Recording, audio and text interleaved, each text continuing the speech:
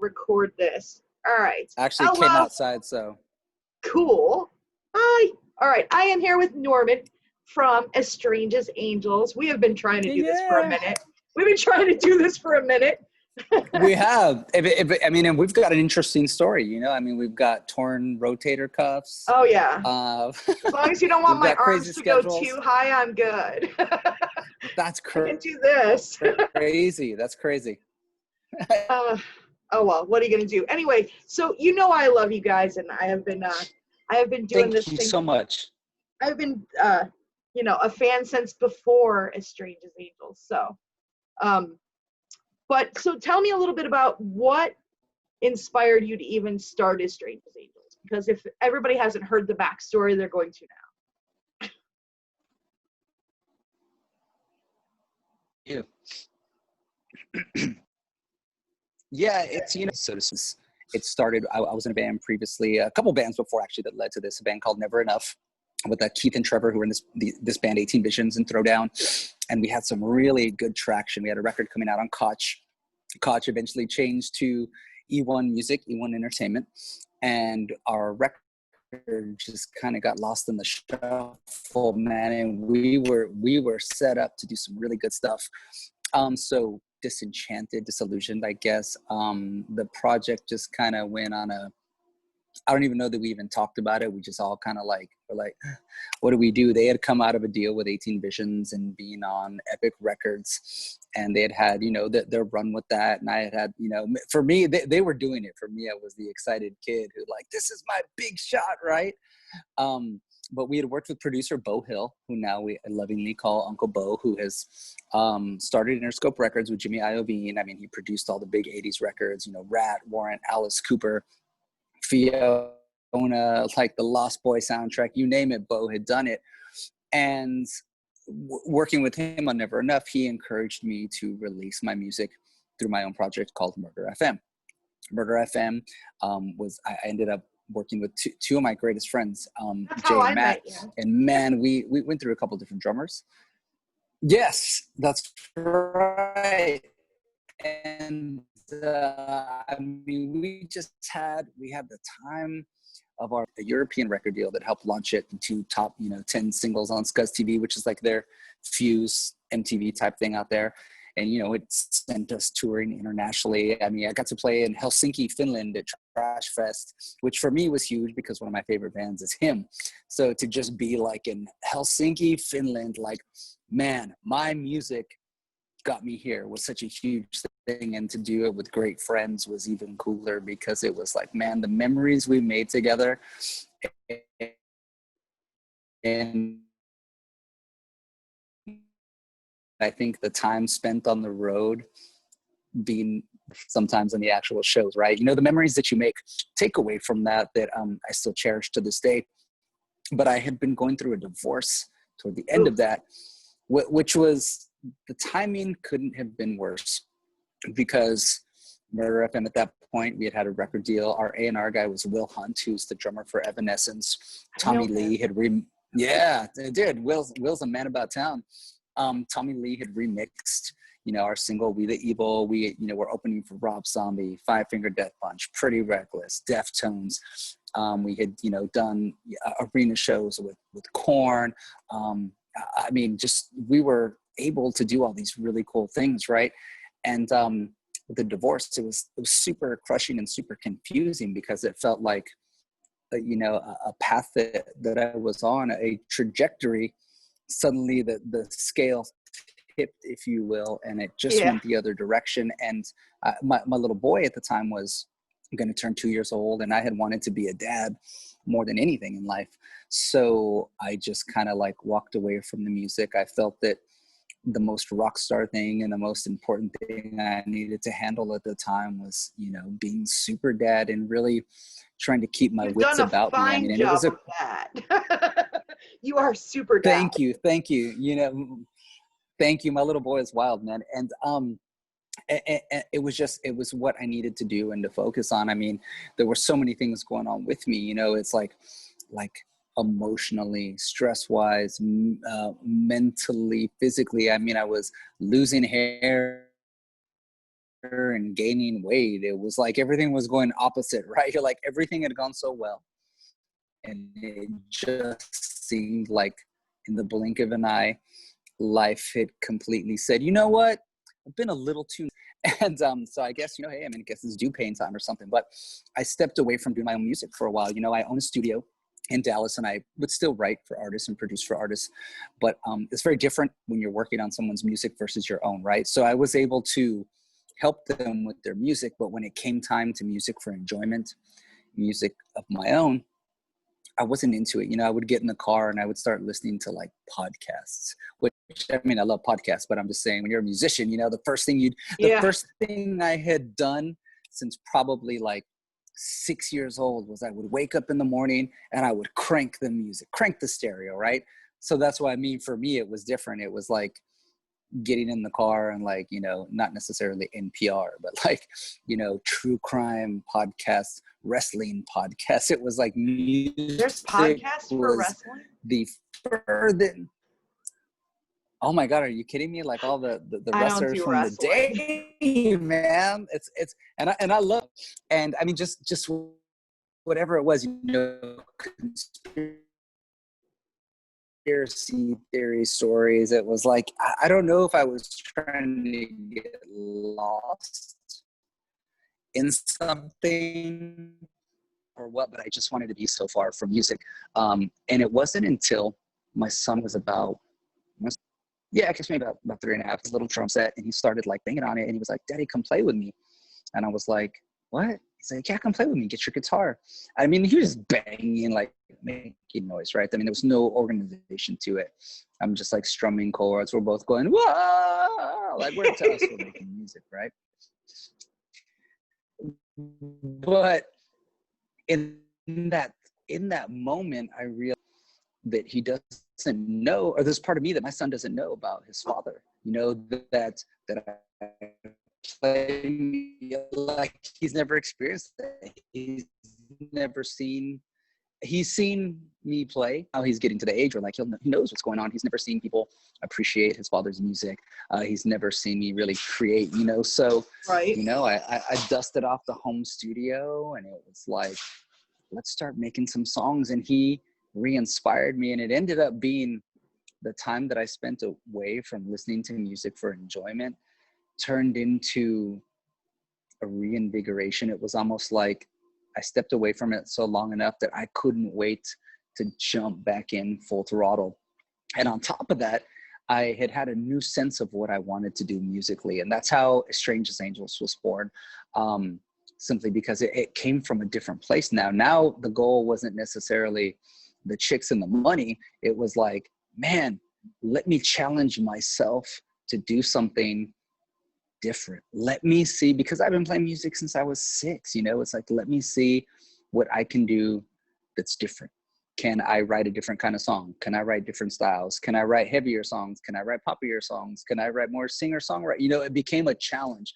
And so As Strange as Angels was born out of all of that, like trying different instruments. I mean, if I had written a song on a guitar before, I chucked it and didn't write on it. I wanted to write on something new. If I had used the tuning before, I wanted to throw it out the window. If I had used drums a specific way, it was just to feel like that 13-year-old boy in my parents' basement again, that excitedness, that Friday night when all my friends were going out and partying, I was running home to my basement, to my guitar, to my little 4-track cassette recorder, and making music again, right? And so the first single, Waves, from A Strange as Angels, was actually all tracked at home with Dexter like lying next to me. He would be falling asleep while I was singing.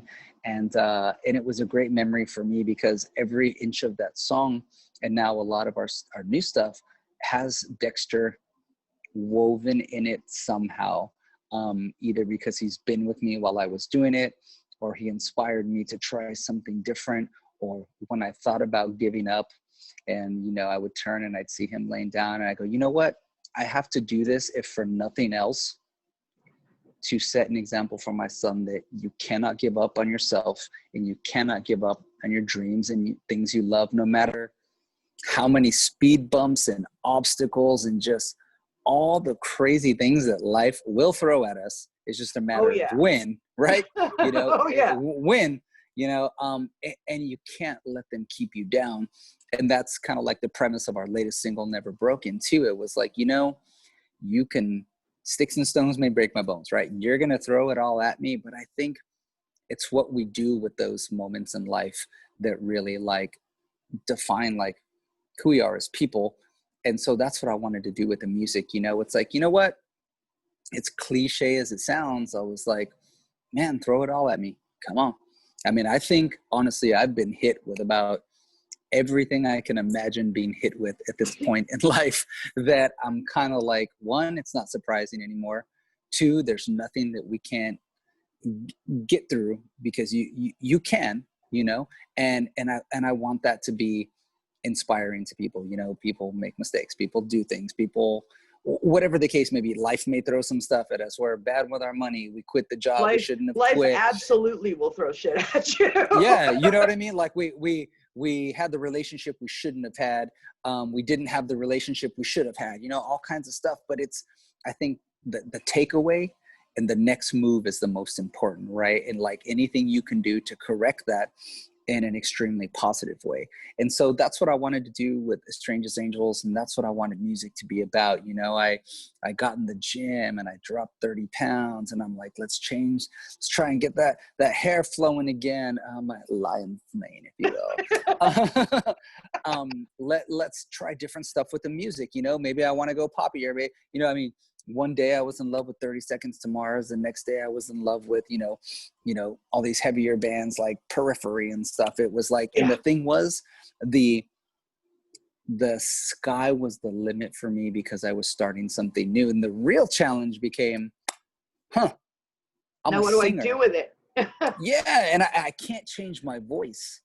So I have to change everything around me. But the one thing that I did do, and I think this is a prime example of having your own come to Jesus and being honest for yourself, is I think in my younger days, as driven as I was, I also thought that I knew best sometimes, right? We all do, Oh yeah. And I knew what I wanted and I had my vision, but I didn't know how to separate that sometimes there might be people willing to help me accomplish that, but I have to give up a little bit of me. And I wasn't ready to give up a piece of myself for anything.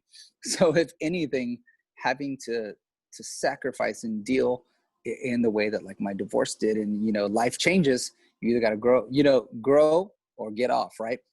Yeah. It taught me, what, man, maybe I need to, a missing key here is like collaborating. And so I started working with these cool producers like, Sahaj and Jimmy and Dawson. And I was like, you know what? Why don't you guys direct me a little different, help me with my singing, help me with my phrasing, help me with my note choice. I was going through all this like post-divorce counseling, right? That I just told a band I was producing today. I was like, I actually really enjoyed it.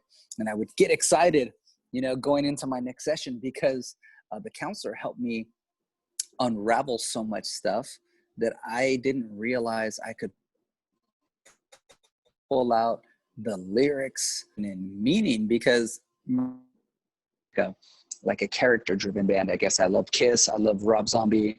I never really wrote anything that was too close to the vest, because I was afraid that, oh man, if I write this, people are going to think this is how I am, or this is how I think about everything, or this is the person that I am. Because, people that don't understand the art of it will want to try and just, that's the kind of person that he is, right? Like if I write a mad song, oh, that means he's a crazy aggressive person. And you're like, no, that's just like, that was a feeling that I had like at the time. That was a moment. But people don't know how to, like, people that don't, it was, I'm heartbroken too. So you're going to say like, I should be loved, and it's not fair that I'm not loved. No, probably not. Right. If I write a song about, I need more money, are y'all going to feel bad for me? Like, so it's like, come on, man. Like I had this complex that people would pick and choose.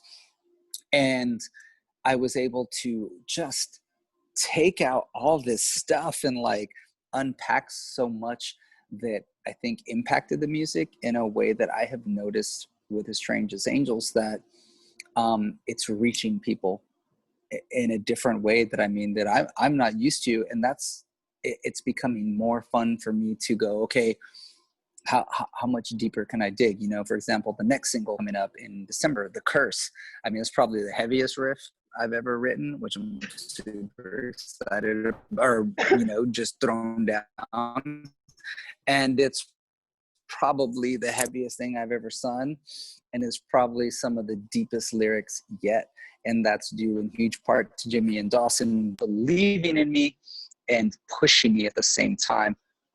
So for those of you that are fans of Sodom, it wasn't a blueprint of what they're doing, but that's like, you know, their recent stuff. And I toured with those guys for years. We were in a band. He was in a band called Seasons After, Jimmy and Dawson, and Murder FM was on the road with them. And it was when I saw them, I knew they had something special. And I was like, man, these guys have something special, and I want them to ignite that fire in me. You know, great singers, great producers, like, these are just off the hook. I can't give them enough love. And man, I'm so excited for the new stuff, and I hope you are. I'm already clapping. So far, you haven't released anything I hate, so that's good. Well, it's been a real adventure. Let me tell you. Let me give you a chance. I'm sure I will. Yeah. No, thank you, and I do appreciate you saying that, because I mean, in a weird way,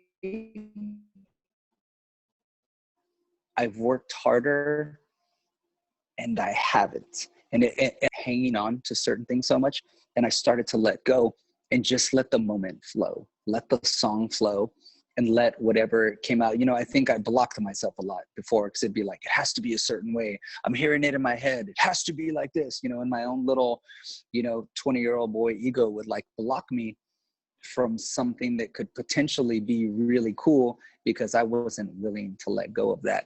And now that I've been able to, it's like, it's unlocked all this that I didn't realize, and all this emotional side that I'm like, wow, like, I didn't know that I could do this. And to me, I had to level up in a certain way, or there was a responsibility, at least to me, that I felt like I had to level up, or I needed to not do it anymore, because there's so much artists out there. There's only so much for all of us to get, right?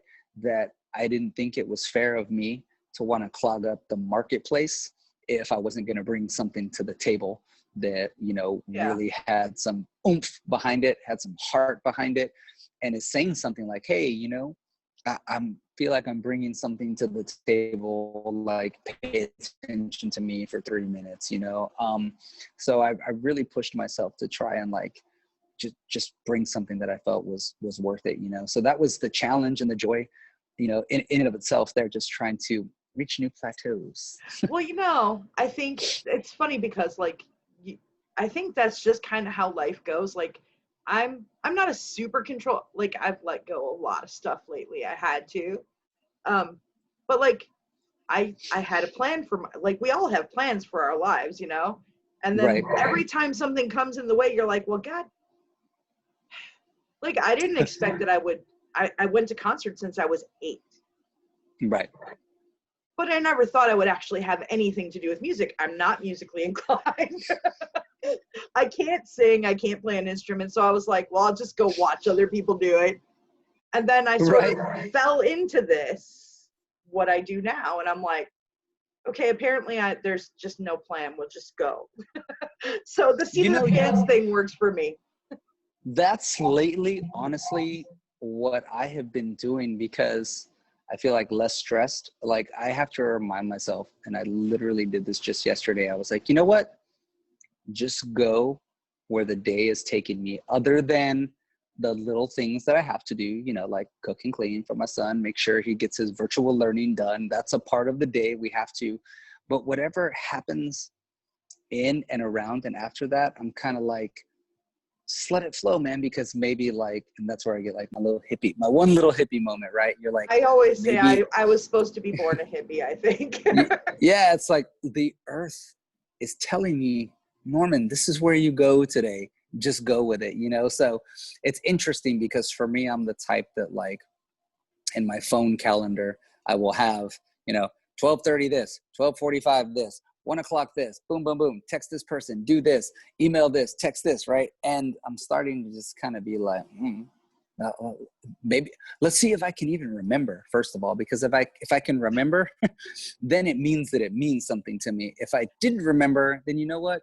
Probably shouldn't be messing with it anyways, because it's probably not that important to me. And if I have to make a calendar appointment to do it, is it something that I should even really be doing? And it's so weird because you're kind of like, wow, this is, for me, shaking up just the way that like I look at everything. Well, I think all of us have gotten quite the interesting shakeup this year. Oh my gosh, Like, right? like I just got a message from a band here because like we're kind of open in this state. I live in Yeah. I'm in Arizona, so anything goes here. But Yeah, apparently for they're doing a bike week thing. Now I just saw the picture, so I'm gonna go later to see how the hell they're gonna pull this off. Because like, right. I don't know about you, like we're all like, what do we do? Because I'm not gonna make it another year with no music. Yeah, it's a really tough one. Again, I was, working with an artist today, and I was like, she was asking me about shows and like what her plan should be, and like even asked me like, hey, what are you and Michelle doing? And I'm like, it's kind of an interesting one because I am not nearly educated enough and intelligent enough for me to, I don't err on any political side, first of all. Right. I don't, but I'm Probably like, you know what? better to not put that out there anyway. Yeah, I'm like, call me a sheeple. Bah. I've seen, friends 2 years younger than me that have passed away from like the COVID stuff within the matter of, just 6 weeks ago. I mean, our moms were PTA moms together. Like it is very much a real thing. And so it's kind of weird because, for my son and I, like we've been just laying low, kicking it in our pad, hit the pool, record. For us, it's kind of what we do anyways. Like, we've got some close family friends that we love, we would love to go out and he could have play dates and stuff. But other than that, I mean, for us, it was kind of like been the same, but I don't know how to approach it because at some point you're like, you've got to get back on the horse and ride. But at the same time, I don't know that, I would be like confident enough to do it, and I, for the years I've had already, I don't want any unnecessary heat on me, oh, the Strangest Angels plays a show to 5,000 people and I'm like, and they all get sick. Yeah. Well, that's why I said I want to go check this out because there's a reason everything got canceled. Like there's a reason for all of that because it is very real and no one wants to be responsible for that. So, yeah. But like there's these, like I saw a picture and it's like weird barricades like in between. So I'm going to go look I'm not getting close to anybody because like I haven't been to a show since March. Like I'm going to die soon, I feel like. Right? My whole season over, everything. Damn. Yeah, it's rough and it's scary and it's hard. Like I mean, probably the only thing that I feel like a little headstrong about, I guess, living in Dallas and in Texas was that, I felt like once we were in it for 2 months, I'm like, I should have just, to me, gone a little bit longer because when you see what's happening with like other countries or some countries that don't even have I forget who it was. I read it like on the news somewhere. Someone never even had a case. And it was something really weird. I think like North Korea or something really weird. I could be terribly wrong. Please don't. I know I think Taiwan had like fire. I think Taiwan had like 7 cases, period. Like that's it. But they walk around, they have their masks on. They did the lockdown and they don't have a bunch of people arguing over masks. Yeah. And that's another thing. I'm kind of like, you know what? I'll wear my mask, girl. Like, I don't have to shave today. This is great. Right? No lipstick. All I got to worry about is eye makeup, maybe. Cool. Right? And we live in such a weird time, too, where I was telling my friend, I was like, yo, how weird is this that, like, 6 months ago, I guess maybe longer. Let's go a year ago, right? A year ago, if I had walked into a store with a hoodie and a mask, I probably would have been jumped. Oh, now it's like encouraged. now you don't show up with it, and you're kind of like, everyone's looking at you like, whoa, what's Yeah, going on, right? exactly. But it's a weird time, but I mean, I do felt like we all could have just maybe like hung on just a tiny bit A little longer. longer. And it's not like it's not like I'm in any better financial situation than anyone. No. Like, we all needed to get out and work. We all needed to go out and do stuff, but I'm kind of like, I guess it's like working a shift somewhere, right? When you've worked 8 hours and the manager's like, hey, can you stay till close? You're like, what's 2 more hours? If it means that I don't have to be here tomorrow at all, I'm in, right? Right. And, cause I miss life. Like, I miss shows. I miss having I miss people. I Like, miss having to think about what to do and how to do it. Like, how crazy is that, right? Like, you have to think about, well, should I really go to the grocery store? Can I wait? Should I just order? Should I just like, man, like the simple things we used to be able to do, like it's trippy. It's a weird world, and I don't know where to go with it. All I know is that we have grandma that we want to take care of, and I have my little boy that I want to take care of. So I'm just overly cautious. No, I figured I'm interested to go check it out because, everyone's trying to figure out concerts at this point. Like, drive-ins seem like maybe that might be a thing. I don't know. Well, I heard like figured Texas this is worth bars, a look. Huh? right? It looks good. Texas bars just opened up. So just like, I guess this week, I don't really keep up. Someone was actually telling me about it today. They were like, oh, did you hear, dude? It's like 50% or 75%, something. It went from like nothing. Like, I mean, it was a big thing out here in Dallas where, a friend of mine was actually a huge advocate for trying to get what they call the 51 percenters reopened, to all of a sudden, the governor out here was just like, yeah, let's open up. Again, don't hold my feet to the fire, people. I just kind of catch stuff on the whim. But long story short, everything open now. There's like my friend's band's playing a show like this Friday, and I'm kind of like, so no, I'm weird. not going Like, to anything inside. I'm not going to anything inside. It's not happening. Right. It's weird, right? Because I've like, I was driving the other day just down the street. Like, I like to cruise, that's my version of getting out. Like, just cruise, like, see what's happening, And, I mean, we opened the restaurants out here to like 75%, right? And I mean, I just saw places like patios packed, restaurants packed. And I was like, wow, it's almost like we just went, okay, we're done. And so, yeah, for me, I don't know. I'll stay a weenie. I'm okay, because my thought is I don't want to roll the dice, and I don't want to contribute to any misinformation. So I'm just going to wait it out a little bit longer. No, that's kind of, like I said, I'm in Arizona, so I'm kind of in the same boat as you are in Texas as far as they reopened the bars here 3 times Check now. this out. 3 times now, and every time they have to close it back down, because if you've ever been to a bar, certainly to watch a show, like, you can't hear in a bar. Everybody's up in each other's face. Like, yeah, it's going to be interesting. And actually, as you're telling me this, a text just came over from my friend that said, hey, man, we're playing Friday night. Come check it out. I'm like, oh, weird. No. Yeah, Well, sorry, dude, like, can't be there. So far, there's been a couple that, like, have both been outside with this same band. Right. And so, like, I'm willing to check out anything that's outside, because it's a lot easier to keep yourself safe, and you're in fresher air. And, totally. All of that. But, like, I don't want to go in a little cramped bar where people are drinking and screaming in your face. No. Oh, I know, right? That's a scary one. Hard enough to keep those people away normally. See, I usually stay in the back. I'm always like, I play the show and I hide in my own little world, and I'm like, eh. I always laugh, because if my husband goes with me, he's very not a people person, really. Like, he goes to the occasional show with me. But if he goes, like, I had this girl at a show one day, it was so funny, and I'm super not a jealous person, so I'm like, whatever. But this girl literally was like rubbing her ass all over my husband, and I'm just laughing because I'm like, he's gonna yell at her anybody now. Right. He's like not even into it. He's like, dang. Yeah, no, because he's just like, get away from me. So now he's like, I've been preparing for this my whole life. That's awesome.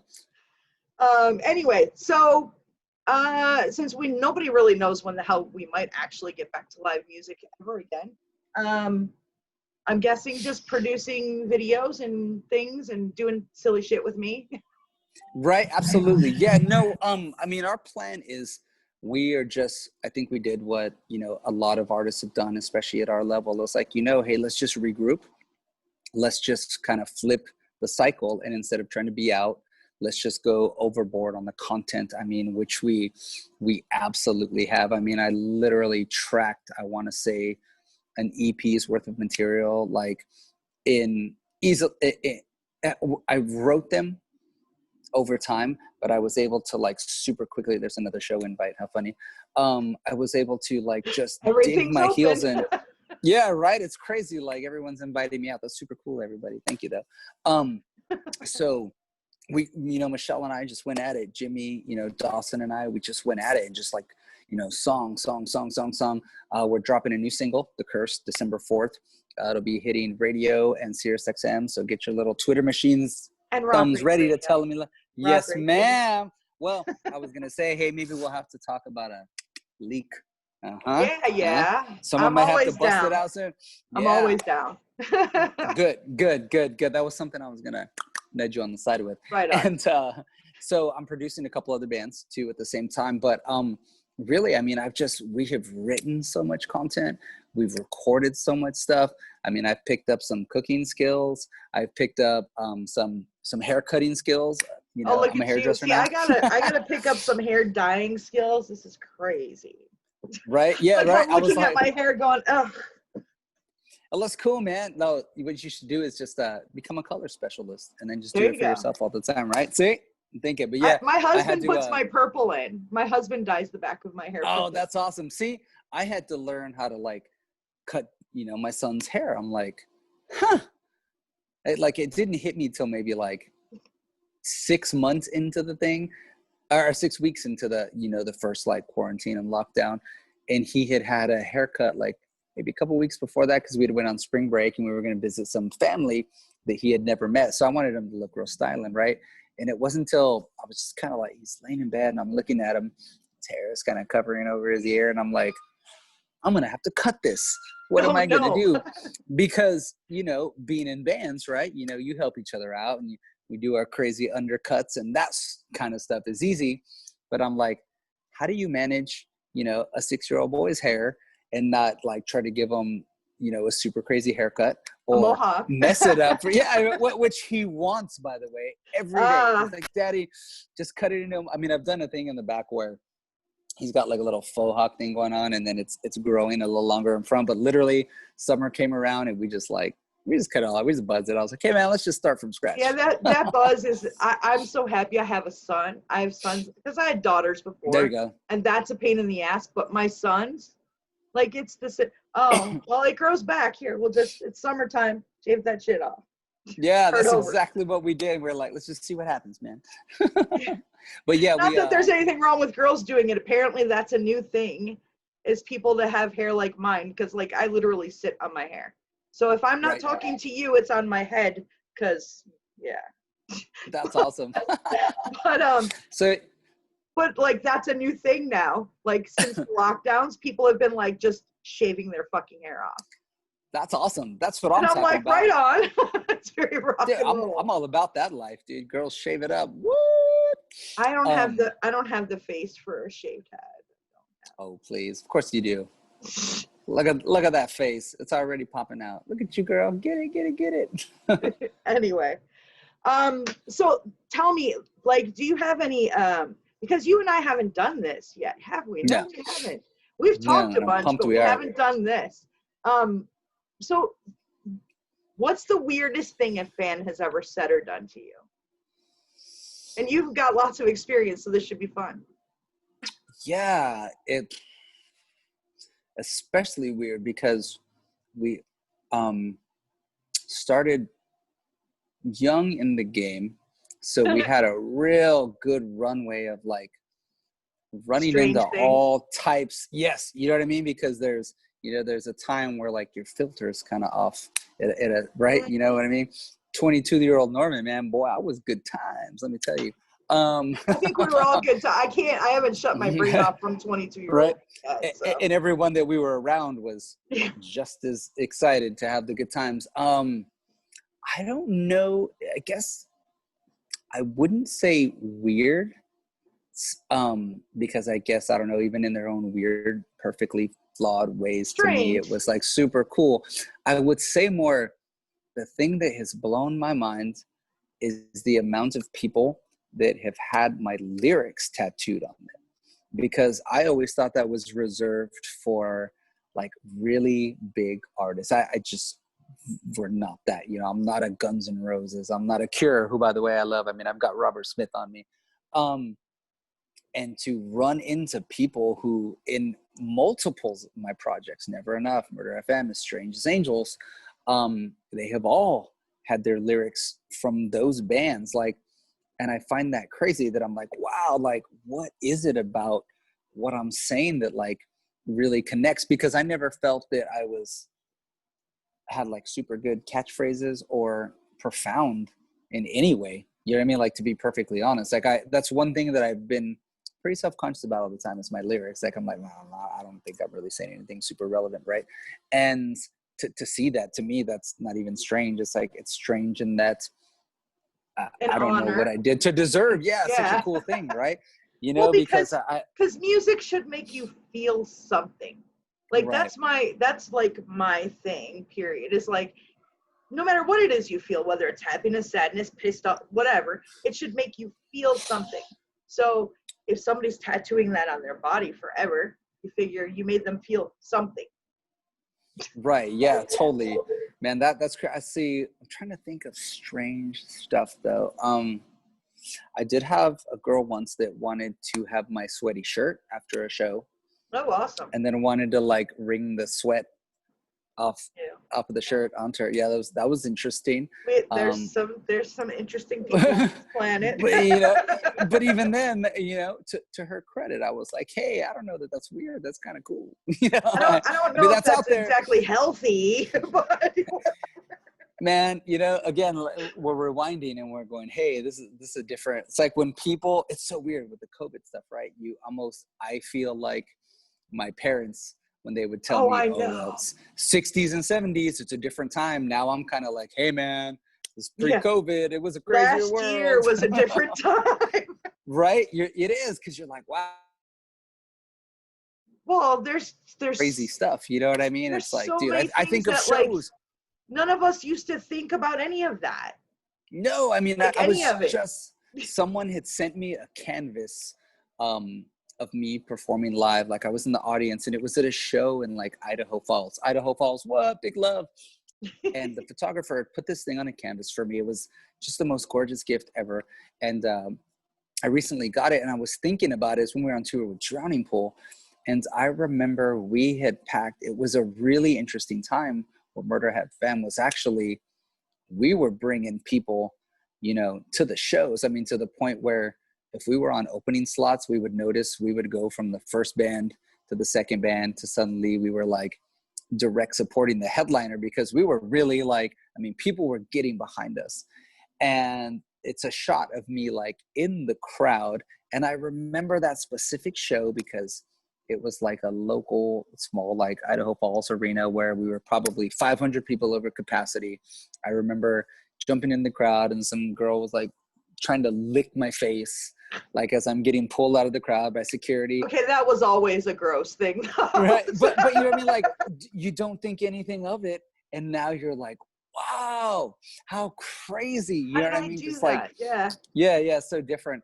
But I will say another thing that isn't not strange again, but more just blows my mind is like our first Mirror Mirror and Miracle that we dropped in 2019, both of them charted on Billboard. Both of them went top 40.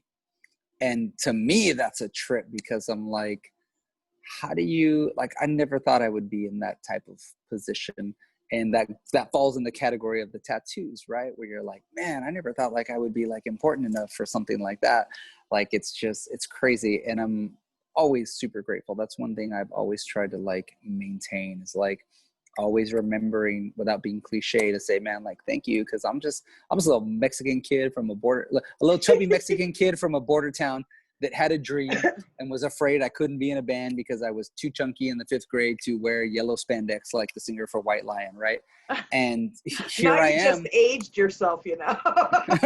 Well, I missed the boat on that. That's what sucks, is that when everyone was getting to enjoy the 80s because they were old enough to, I had to watch from the sideline, right? Because I was too young. But man, I wanted to be in it, right? Like I would see the dudes, you know, at the concerts with their girlfriends, and I'd be like, "That guy's so lucky," driving away in his, you know, super cool Camaro with his hot chick, and Super cool Camaro. you know, and I was going home with like my uncle or my mom or something, right? Like, so I missed the boat on that cool stuff. But you know, I'm always like, I try to somehow find a way to sneak that in every chance that I get, you know, just saying thank you, man, because I never thought that I would be able to, you know, do music all my life, live where I live because of my music, see the things I've seen because of my music, have the opportunities that I've had because of music, and be able to work with all the wonderful people that I have, you know, even the bad ones. I'm thankful for, because it's like, man, like it teaches you a lesson. It does, you know, and I'm just appreciative of everything. As weird as it's about to sound, even appreciative of the obstacles, because it's formed something in me that has just made a different kind of strength, if that makes any sense. Oh, yeah. Well, now you know that there are a couple of us at Rock Rage that always have your back. So yes, there's a couple of Rock us Rage. that are big fans. So and I love that. I love Yeah. that. And I'm super proud of what you guys are doing, man, because Rock Rage has made such a huge impact. I think I told you this, you know, one of the first times that we spoke, I was like, the rock scene would be just out of control if we had like a million more of a handful of you that are just so instrumental, and your passion for music, your support. And that isn't trying to, like, you know, I think I told you that then. I No. was like, I'm not trying to win you over. I'm like, and I'll go out on a limb and speak on the behalf of bands that I don't even know, that like, I wish there was more, you know, like you, like, because it would make such a huge difference, like in the rock community. You know what I mean? The way you guys love, the way you guys support, the way you guys fight for bands, it's just, man, it's a beautiful thing. And it reminds me of like my scene growing up, like in El Paso, with these bands like Pissing Razors, At the Drive-In, Mars Volta. It was like all of us, and we were like this tight little community. And then once we all kind of started doing our thing, we didn't really have that anymore. All we had was the actual like industry, right? And you guys remind me of that. Like, everyone knows everyone, everyone supports everyone, everyone backs everyone up, and you go to bat for bands that probably shouldn't even go to bat for sometimes. Sometimes, you know I mean? There's but been you that do occasion. right? You know what I mean? Because we all have our little quirks, right? And so that's what I mean. But you're like, your love for music transcends like whatever it is that may be happening, you know. And I'm not saying because anything bad. We're fans of music first. I mean, there's still the industry end of stuff that you kind of, you know what I mean? Like, we're radio, we have to do what we have to do. Absolutely. But for the most part, we make our own rules. That's like, and I love that. We can curse on the air if we want to.